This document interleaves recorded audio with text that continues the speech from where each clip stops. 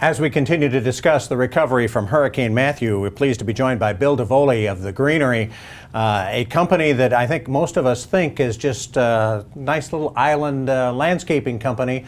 But Bill, you guys are a whole lot bigger, and that has actually complicated the response to the hurricane, hasn't it? Correct. Yeah, the Greenery is actually a company that stretches from south down to Brunswick, Georgia, and as far north as Charleston, South Carolina. And so we service basically every market in between those two areas. So you had it, you've got it coming and going. Usually you can kind of consolidate when there's a big storm that hits someplace. And correct. Yeah, most storms will come in from the water and make landfall, and then we can collapse into that market a little more intensely. This one kind of raked up the whole coast, which kind of is keeping all of our areas busy today. So how many have you got, folks, have you got, on the island and in the low country working on things? Yeah, we're up to about 250 guys here working on the island every day currently.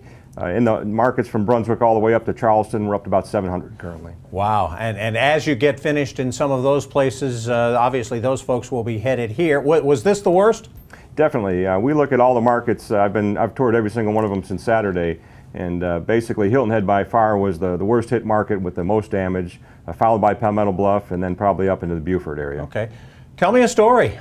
You've been through this sort of thing before. Very few of us have. How catastrophic is this? From a landscaper, from a grower of plants kind of thing, how huge was this? Yeah, you know, this one here was pretty severe, probably the most severe one that I've dealt with. The one thing we didn't deal with, obviously, is the amount of structural damage we had in a storm like Hugo. But when it comes to the damage to the tree canopy, this one here was a pretty close rival to the damage we saw up there to the tree canopies. Yeah.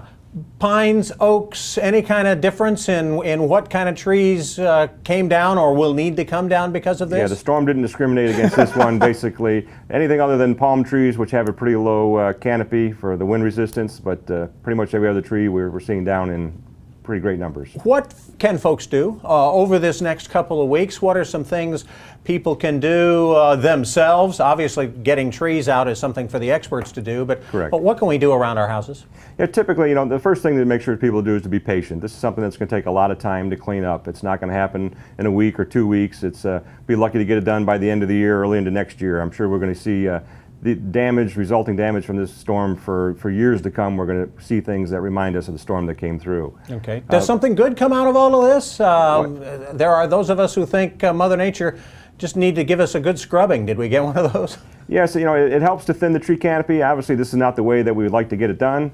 But we did see areas that have recurring tree businesses done and tree canopy thinning done had a lot less damage than other areas that did not do it. So, and then is that a lesson for us to learn for the future? Definitely a lesson that we learned is that, you know, we need to invest more in our tree maintenance on the island. Okay, and then that's for everybody certainly to take away from this.